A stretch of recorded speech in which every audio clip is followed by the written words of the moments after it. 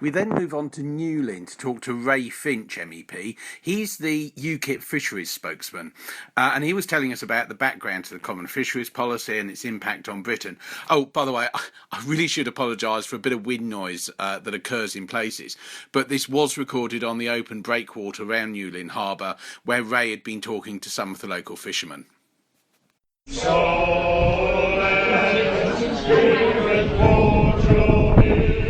I'm here in Newlyn. I've bumped into Ray Finch, who is UKIP's Fisheries Spokesman.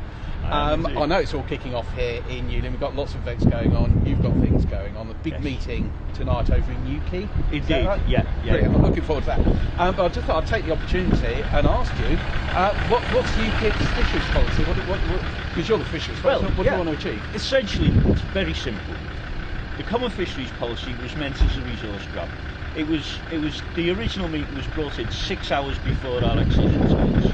6 hours? 6 hours. Wow. How peculiar. Yeah. And it was brought in obviously by the French, as most things are these days.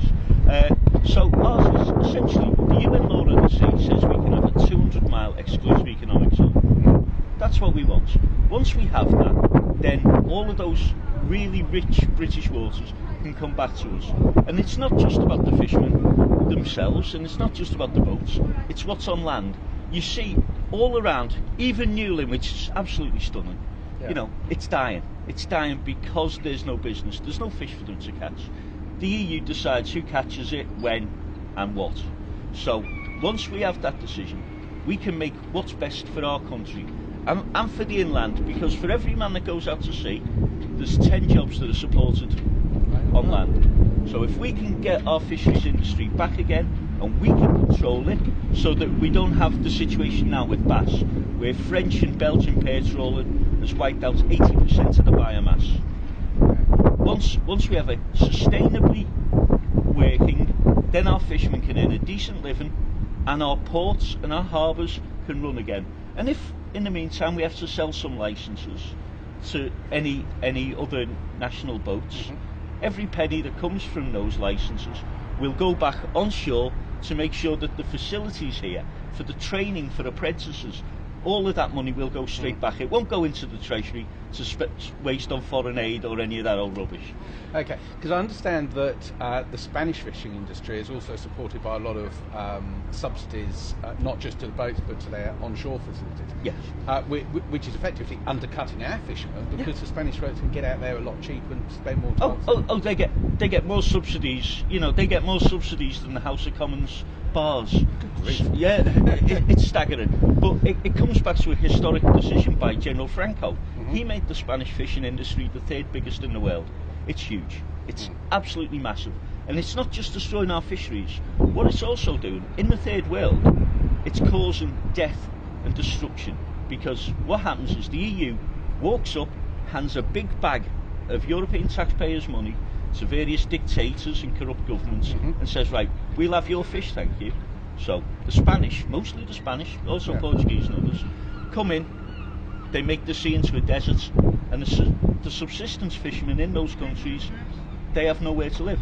They have nothing to do, because 60% of the protein in African countries, in the coastal African countries, comes from fish. So they're starving. So they then have to turn to either drug smuggling, people smuggling, piracy. So they have a choice: be criminals or die, and it's purely because of European Union fisheries policy. It's corrupt. I had no idea that was going on. I mean, I knew about the damage being done to the British fisheries and the British marine environment. No idea all that was going on in third world countries. I call it neo-colonialism. That's what it is. They're just buying off the ruling classes of those countries to help them rape the resources. And some of the African countries now, the seas are like deserts. Yeah. Now, I understand you're going on a tour up to Scotland. I am indeed, yeah. Where are you going to be visiting? Oh, everywhere. Aberdeen. I'm starting off at Glasgow, funnily enough, which should be fun. But Aberdeen, we're going up to the Shetland Isles. I'm going to try to get as many ports as possible. Myself and David Coburn, who's our Scottish MEP, we're going to go round, because the fact is, my job as an MEP isn't to tell them what to do.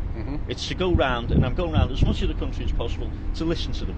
And I'm just off to the pub now with Dave Hicks and a few of the other fishermen, and we're going to have a chat for the afternoon. Then I'm going to see the head of the local fisheries here for a couple of hours, and then we're going to have a nice big meet. But that's what it's all about. It's about listening. It's not about telling. We know what needs doing. We know what needs doing specifically. Get our waters back. But every local fishery has its own problems. And what I have to do is understand as much of it as possible. And that's the secret. Great. Well, if you're heading to the pub, I'm not going to hold you up. Thanks very much for sparing the time. Have a good day. All right.